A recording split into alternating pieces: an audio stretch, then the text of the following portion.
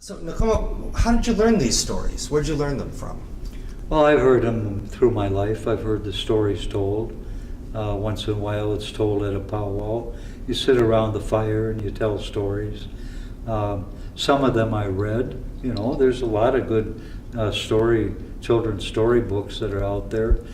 And some of the stories I'm not too familiar with because they come from other tribes. But there are books out there.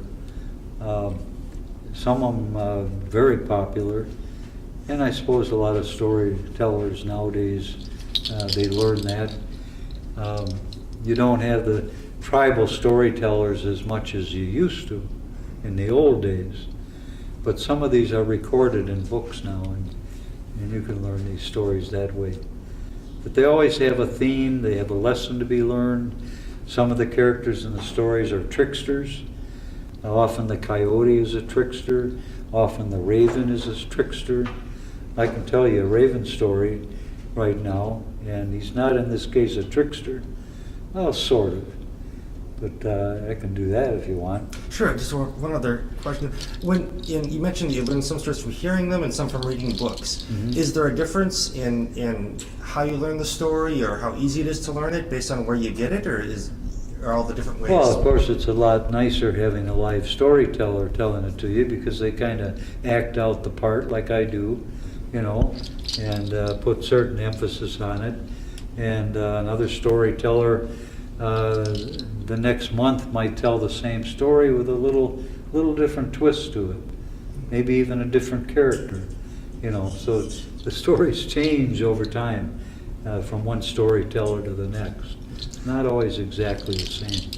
You know, in the storytelling world, the people that like going to schools and libraries, when they have conferences, one thing that storytellers have discussed a lot is your own cultural heritage and what stories people from different cultural groups should be willing to or allowed to tell. And some of the debates have talked about how in the Native community, you know, we've taken a lot of things away from Native nations, and that because of that, there's some controversy about whether non-Native people should tell Native stories. Can you talk about that kind of dynamic or issue just a little bit, or your perspective on those sorts of discussions?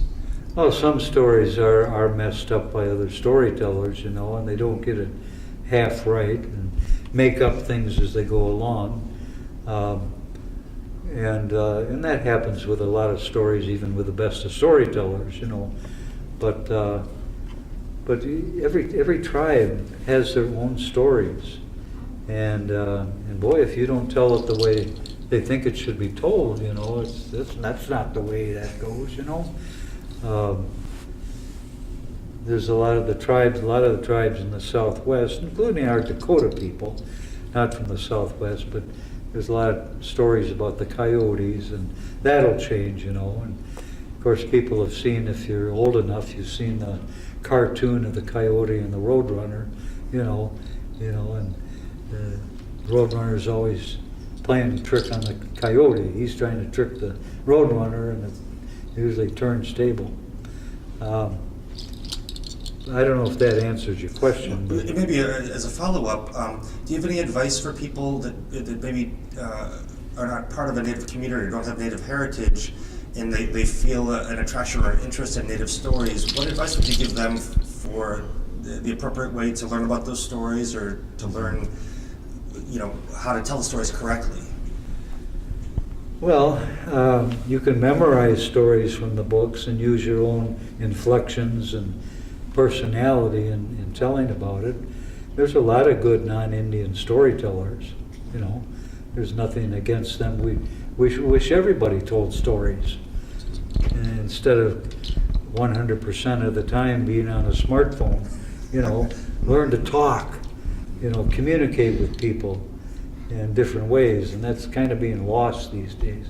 Everything is digital, computerized, technological, and that's not all bad, but people are losing some aspects of being humans and telling things, actually talking words, you know, instead of always on the digital, always texting, you know.